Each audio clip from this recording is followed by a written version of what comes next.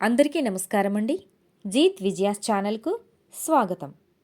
ఈరోజు మనం కార్తీక పురాణంలో 8వ అధ్యాయంలో శ్రీహరి నామస్మరణ సర్వ ఫలప్రదము అను విషయమును గురించి చెప్పుకుందాం. జనక మహారాజు వశిష్ఠుడు చెప్పినదంతా విని, మహానుభావ, తమరు చెప్పిన ధర్మములన్నింటినీ శ్రద్ధగా వింటిని.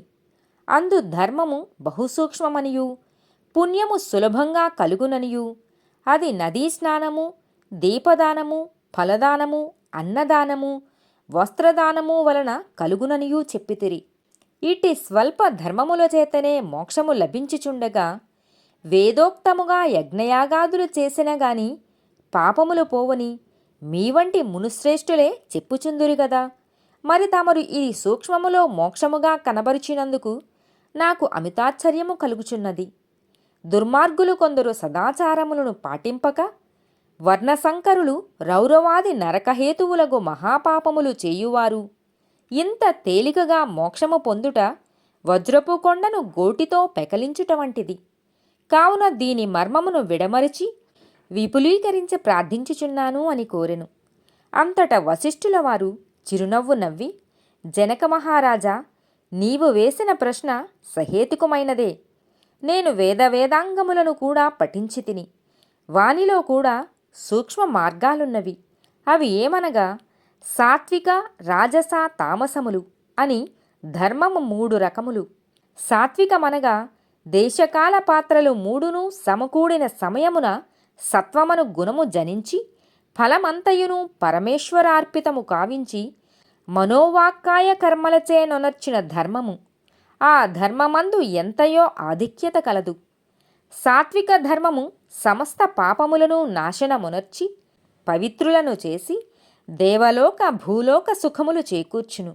ఉదాహరణముగా తామ్రపర్ణీ నది సముద్రమును కలియు తావునందు స్వాతికార్తెలో ముత్యపు చిప్పలో వర్షబిందువు పడి ధగధగా మెరిసి ముత్యమగు విధముగా సాత్వికత వహించి సాత్విక ధర్మం ఆచరించుచు గంగా, యమున, గోదావరి, కృష్ణా నదుల పుష్కరాలు మొదలగు పుణ్యకాలమందు దేవాలయములయందు వేదములు పఠించి సదాచారుడై కుటుంబీకుడైన బ్రాహ్మణునకు ఎంత స్వల్పదానము చేసినను లేక ఆ నదీ తీరమందున్న దేవాలయంలో జపతపాదులొనరించినను విశేష ఫలమును పొందగలరు. రాజసధర్మమనగా ఫలాపేక్ష కలిగి శాస్త్రోక్త విధులను విడిచి చేసిన ధర్మం. ఆ ధర్మం పునర్జన్మ హేతువై కష్టసుఖాలు కలిగించునది అగును. తామసధర్మమనగా శాస్త్రోక్త విధులను విడిచి దేశకాల పాత్రలు సమకూడని సమయమున డాంబికాచరణార్థం చేయు ధర్మం. అటువంటి ధర్మం ఫలమునియదు. దేశకాల పాత్రలు సమకూడినప్పుడు తెలిసి గాని తెలియక గాని ఏ స్వల్ప ధర్మం చేసినను గొప్ప ఫలమునిచ్చును. అనగా పెద్ద కట్టెలగుట్ట చిన్న అగ్నికణములతో భస్మమగునట్లు శ్రీమన్నారాయణుని నామము తెలిసి గాని తెలియక గాని ఉచ్చరించిన వారి సకల పాపములు పోయి ముక్తిని పొందుదురు. దానికొక ఇతిహాసము కలదు. అజామీలుని కథ. పూర్వకాలమందు కన్యాకుబ్జము నగరమున 4 వేదములు చదివిన ఒక విప్రుడు కలడు. అతని పేరు సత్యవ్రతుడు. అతనికి సకల సద్గుణరాశియగు హేమవతి అను భార్య కలదు.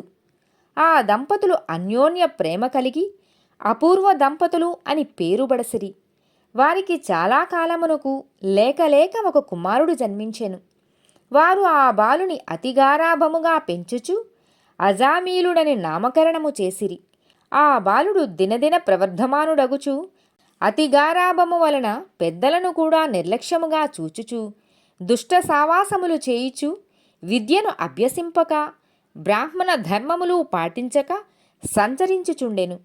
ఈ విధముగా ఉండగా కొంతకాలమునకు యవ్వనము రాగా కామాంధుడై మంచి చెడ్డలు మరచి యజ్ఞోపవీతము త్రెంచి మద్యం సేవించుచు ఒక ఎరుకల జాతి స్త్రీని వలచి నిరంతరము ఆమెతోనే కామక్రీడలలో తేలియాడుచు ఇంటికి రాకుండా తల్లిదండ్రులను మరిచి ఆమె ఇంటనే భుజించుచుండెను.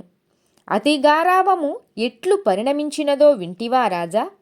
తమ బిడ్డలపై ఎంత అనురాగమున్నను పైకి తెలియపరచక చిన్ననాటి నుంచి అదుపు ఆజ్ఞలలో ఉంచకపోయిన ఎడల ఈ విధంగానే జరుగును. కావున అజామీలుడు కులభ్రష్టుడు కాగా వాని బంధువులు అతనిని విడిచిపెట్టిరి.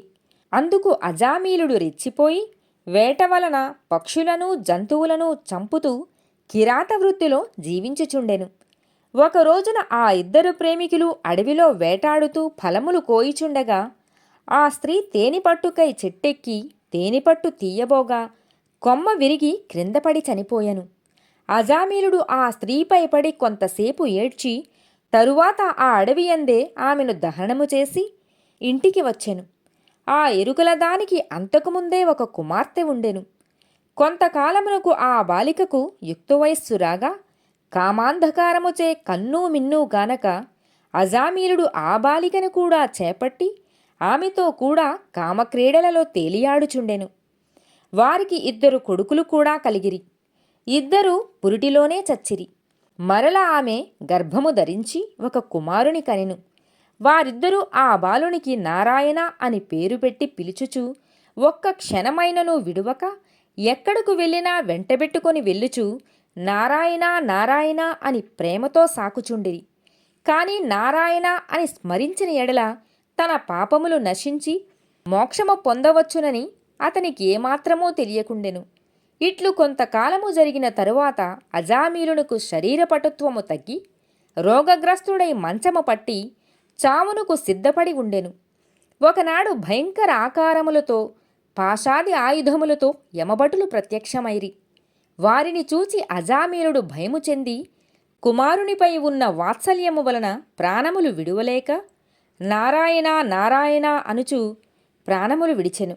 అజామీలుని నోట నారాయణ అను శబ్దము వినబడగానే యమభటులు గడగడా వనకసాగిరి. అదే వేళకు దివ్యమంగళాకారులు శంఖచక్ర గదాధారులు అగు శ్రీమన్నారాయణుని దూతలు విమానములో అచ్చటికి వచ్చి, ఓ యమభటులారా, వీడు మావాడు, మేము వీనిని వైకుంఠమునకు తీసుకుని పోవుటకు వచ్చితిమి అని చెప్పి అజామీలుని విమానమెక్కించి తీసుకుని పోవుచుండగా అప్పుడు యమదూతలు, అయ్యా మీరెవ్వరు? వీడు అతి దుర్మార్గుడు.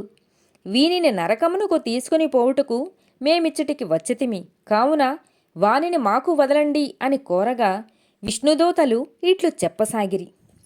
అష్టమాధ్యాయము 8వ రోజు పారాయణము సమాప్తము.